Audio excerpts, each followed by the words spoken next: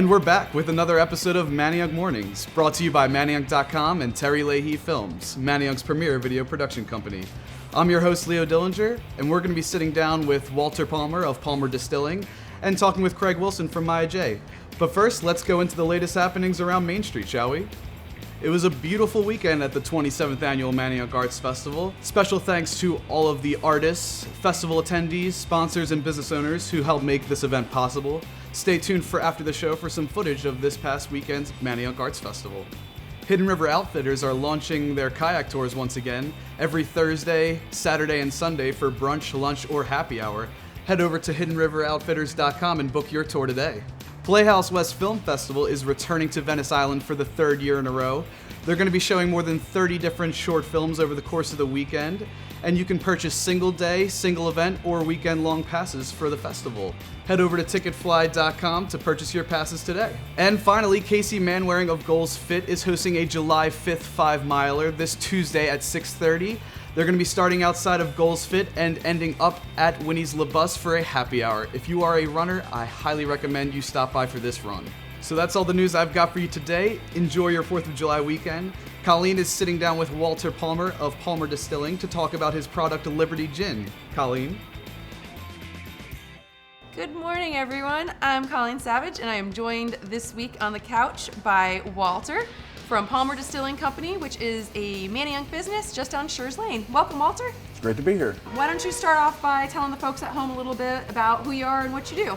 Well, we're a small craft distillery located up in Manayunk, right up on Shurs Lane.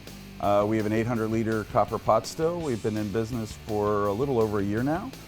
We now manufacture about 100 to 150 bottles of Liberty Gin on a weekly basis. We're in a number of restaurants right here on Main Street serving craft cocktails.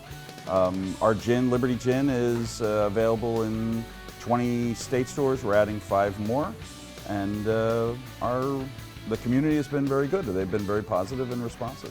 What is your favorite go-to summer gin drink? Clearly it's the gin and tonic. I love gin and tonics. That's easy to make. You can drink them all afternoon. It's just something that is synonymous with summer. I like that. How do you prefer your martini? Shaken or stirred? Stirred. Clearly stirred is really the traditional way martinis were made. Our gin, I think, really was built for a martini. It has very basic elements, and it really just kind of lays down a very smooth cocktail. It's very lovely. It's lovely. It sounds like a nice way to appreciate the subtleties of your gin. Yeah, it's actually a way that you can actually, I mean, you're not drinking gin to drink for volume. You're drinking gin because of the experience that it's giving you right then at that moment. And a martini is actually the embodiment of that moment. So it's a combination. It's actually the classic cocktail. So it is that beautiful vermouth, which actually is, a lot of people ignore vermouth, but vermouth is actually quite special. So vermouth and gin, chilled, stirred, it's just really lovely. And are you a morning person? I'm one of those people who have a lot of energy in the morning, and then I kind of like slow down midday, and then right when I see kind of the cocktail hour coming, I kind of like ramp up, get everything done, and then it's time for a cocktail, which is, I think, the way you're supposed to live. I can support that. It's a good way. When do your mornings usually start? Are you an early riser? I try to get up around 6 o'clock. I get up at 6:30. I watch the news. I make coffee. Just kind of plan my day, get ready, and get out the door and get over to the distillery. Are you a coffee person? Yeah, black.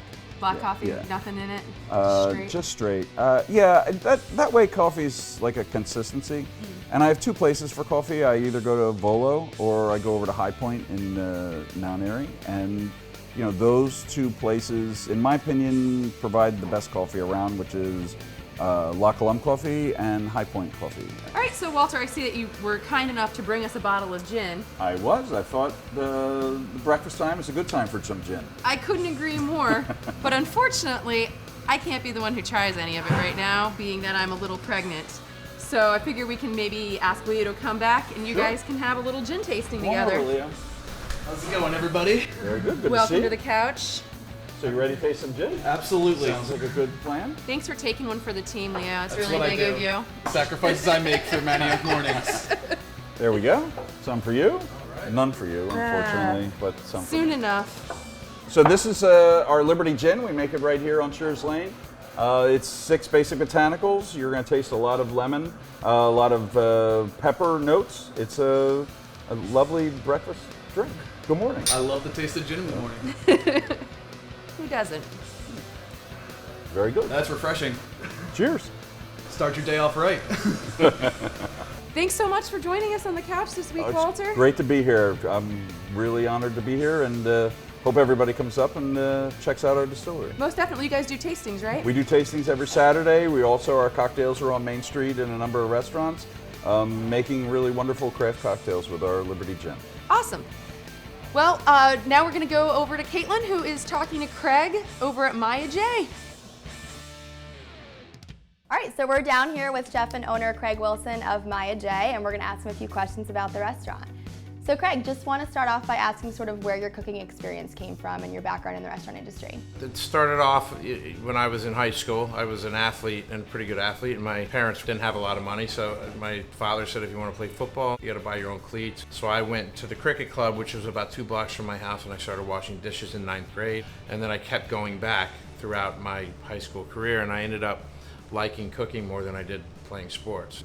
Spent some time on Main Street here at most of the restaurants like Zesty. I worked for Bruce down in the city. I was the chef at the US Hotel. I was the chef at Stevens.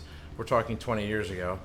And then I went on to travel around Southeast Asia, and I picked up some pretty cool tools there. Got into biking, and I ended up bicycling through Europe. When you were over in those countries, is that where you got a lot of cooking experience with It is, international because cuisine?